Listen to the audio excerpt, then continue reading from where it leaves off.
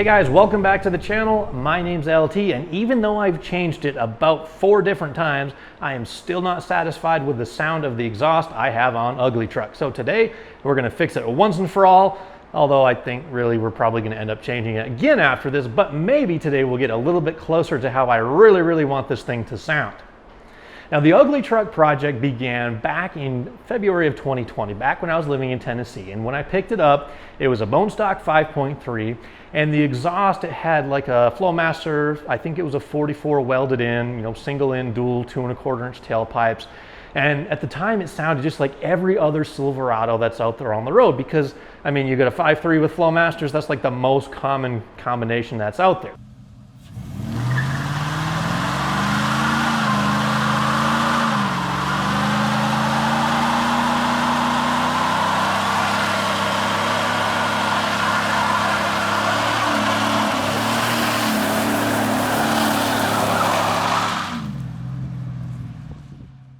Nothing wrong with it, it just wasn't my flavor, and with a dual 2 1/4 inch tailpipes, I didn't feel like it was gonna support the power level that I wanted to have, not to mention it was like really rusty and bent up, and it wasn't a quality system.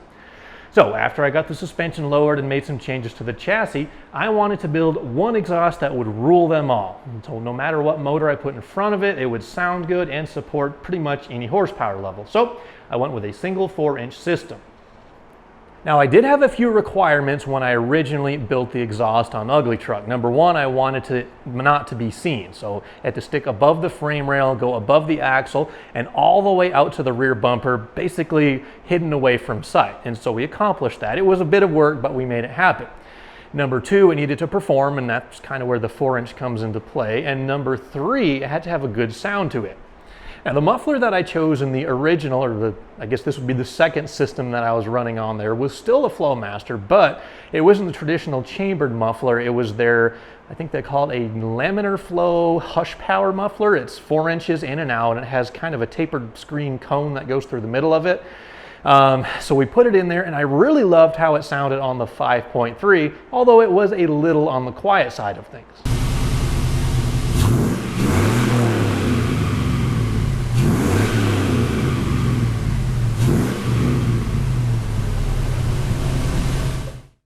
Now, I swapped in an 8.1, and a little bit later we moved out here to Utah, and the truck, it still had a great sound to it, but again, it was still a little bit quiet for my taste.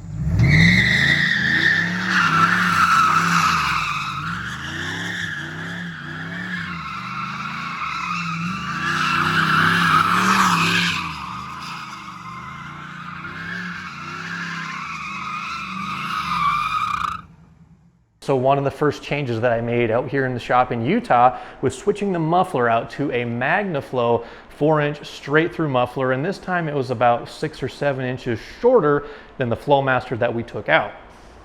Now, once I got it put together, it was still a naturally aspirated 8.1. It had 2.5-inch catalytic converters flowing into a single 4-inch, now Magnaflow muffler.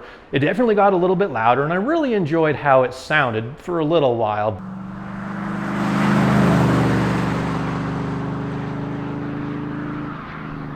But the Magnaflows, they have a really deep tone to it. It's really mellow. It's a good aggressive sound, but it wasn't spot on. It wasn't exactly how I wanted it to be. But that was okay, because I knew I was going to be making one more pretty significant change to the exhaust system in just a little while. And that change, of course, is the turbocharger. Now, I did mention this is an 8.1, but we've got an S480 turbocharger. This is an 80mm turbo, and we've got a 4-inch exhaust that runs from here all the way out through the back. And that's kind of why I wanted to do 4-inch from the very beginning. Now, of course, when we put the turbo on there, it did get a little bit louder. And I really do like how the exhaust setup sounds with the turbo and the Magnaflow muffler. But again, volume, it's not exactly where I want it to be.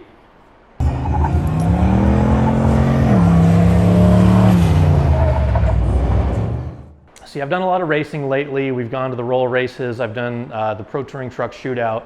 And a lot of the naturally aspirated trucks are just quite a bit louder out there. And it's not that I want to be the loudest truck on the block, because this is a sleeper, although for me a sleeper still can have a little bit more aggressive exhaust note. So Today, we're going to be changing from the muffler joint all the way back to the tailpipe. We're going to be changing it. And I'm going to kind of consider this like my race mode exhaust, if you will. I'm still going to keep the Magnaflow muffler, and if I ever decide to take this thing on like a drag week or like a long driving racing situation, I'll definitely keep the muffler in place because it makes it nice and comfortable to drive on long distances. But for driving around town, for hot rodding, for going to the racetrack, I want it to be a little bit louder. And I also want to change how the exit kind of comes out, because even though this is a sleeper, I want to kind of spice up the aggressiveness of it just a little bit. Now, at first you might be thinking, all right, well, we're going to do a hood stack, we're going to do a fender exit, and those are definitely aggressive, but this is kind of a bit contradictory because this is like an old, ugly, beat-up truck, but the sheet metal is in really nice condition, and I don't want to butcher it up by putting a big hole in the fender or in the hood, because this is a really cool patina in my opinion, and I don't want to hurt it. So my next requirement is no holes in the body. Now, I kind of showed you this probably in the very beginning of the video, but if not, here's my tailpipe situation. As you can see, like from this level, you can barely see it. It sticks out right there, goes up above the axle. I want to make it a little bit shorter. So my next favorite exhaust that we're going to try today is actually a bedside exit. Now, once again, we could put a hole in the bedside right here and have it pass out, but I don't want to cut this bed up, even though it is sort of dented. So we're going to run a 4-inch tailpipe kind of out right here, and I'm going to try to angle it back just a little bit. So that's the project for today. We're deleting the muffler, we're building a new tailpipe, and I'm going to make everything just replaceable, so there's no permanent changes to the existing system. So if I don't like it, I can put what I have back on or change it to a different muffler, or who knows. Realistically, I will change this a bunch more, but today we're going to make it louder and we're going side pipes. I think you could call that. So let's get to it.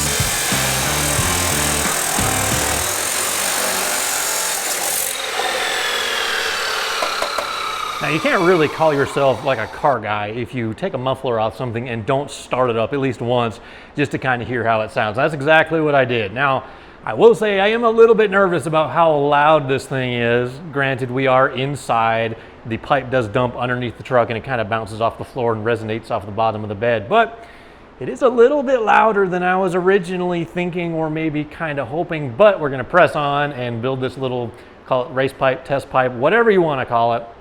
and we're going to get this thing outside and see how it sounds out in the open. So it's a pretty simple build that we have today. It is all going to be TIG welded just like the rest of the system, because there's no sense in cutting corners, even if this is a temporary exhaust. So let me show you the materials that we're going to be using. Basically two parts. This right here, this was a 90. I picked it up from Amazon. It is stainless steel. This is certainly not like the best quality of material, but it'll get the job done. I picked up a 4-foot straight section of pipe, and it kind of matches that with a polished look. Now the slip coupler, I do need one of these to go over the existing midsection of the exhaust. I could only find these in aluminized steel, so that's what I'm using. This was 8 inches long. I cut it in half, so 4-inch inside diameter by 4 inches long. I've got the other half up underneath the truck already. And then this was a true 90-degree bend, and I just chopped off maybe like 12 or 15 degrees. I just kind of eyeballed it because I knew roughly the bend that it's going to have to take to shoot out to the side and the angle I kind of wanted it at. So from here, all I'm really going to have to do is tack weld that used to be 90 onto the straight section of pipe. I'll just hold it under the truck. I'll make a rough measurement, you know, let it stick out beyond the bedside by like 6 inches, chop it to length there. And then I am going to have to put maybe like a 4 to 6 inch extension on the other side of the bend just to space it back enough to get it to bend around the bracket that's on the bottom of the frame that used to be the leaf spring hanger. In case you're wondering, I did leave that on the frame just in case I ever want to do like say a 4/6 drop and I need to put the springs back in the stock location. I can do so. If I do a 4/6 drop, which is probably unlikely, I will not be able to use this exhaust that I'm building right now, but more than likely when I do go lower, I'm actually going to be converting to like a 4-link, and as long as I keep the link brackets at the similar height as the leaf spring is now, this exhaust will still work fine, so we should be good to go. So we'll fire up the TIG, do a little bit of tack welding and fitting, and then we'll burn this thing in for good, get it outside, see how it's going to sound.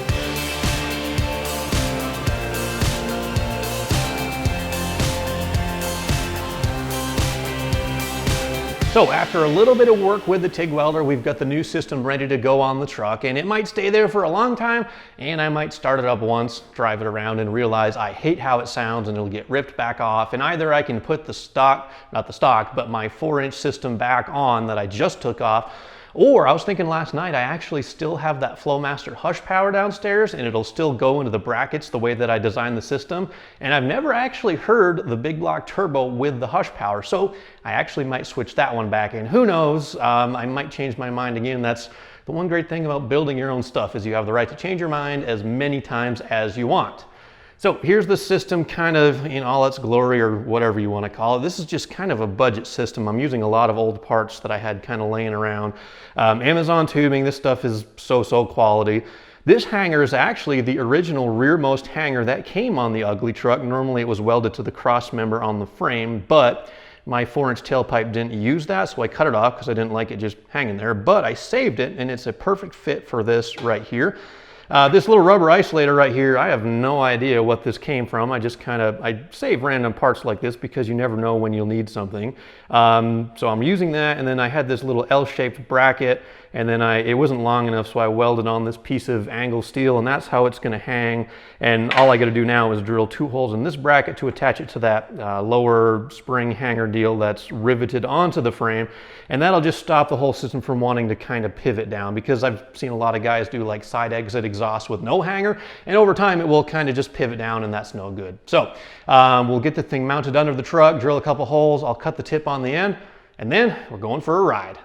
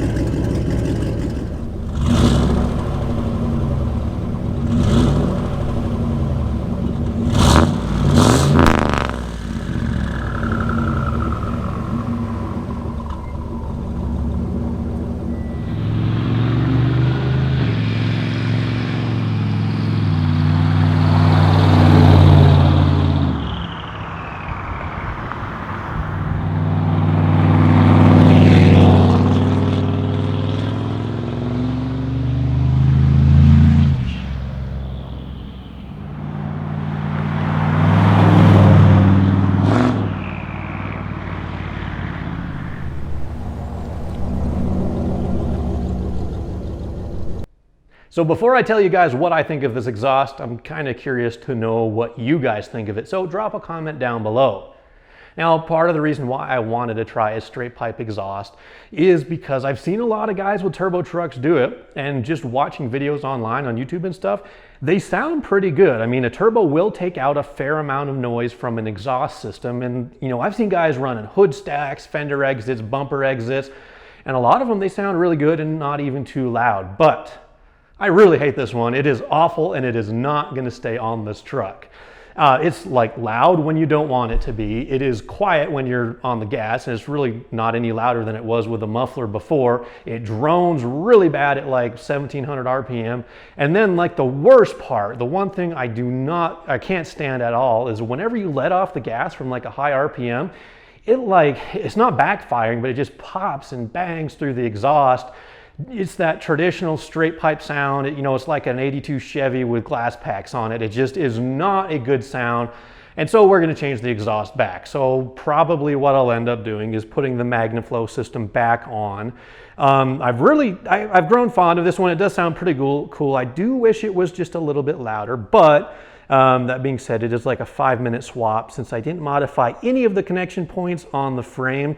So we can put that back on, but I think before I do, I'm actually going to throw that hush power on and maybe just put a little axle dump in front of it just to see how it sounds, because I actually edited the first part of this video last night, and watching some of the old sound clips of the hush power, I kind of like it. In fact, I mentioned this earlier, I think, but I like the tone of it a little more than the Magnaflow, but when it had the NA motor in there, it just wasn't loud enough. So maybe with the turbo, it might be a little bit louder and I might like it. Maybe not, but it will cost me $0 to find out.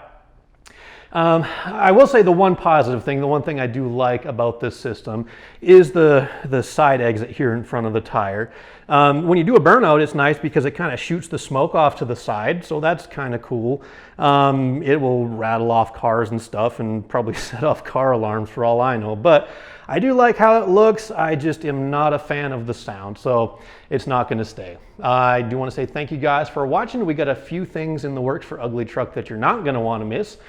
In one of my next videos, we get the 2-step that we're going to put on so we can do some launch control, and maybe we'll do some rolling burnouts. That would be really awesome.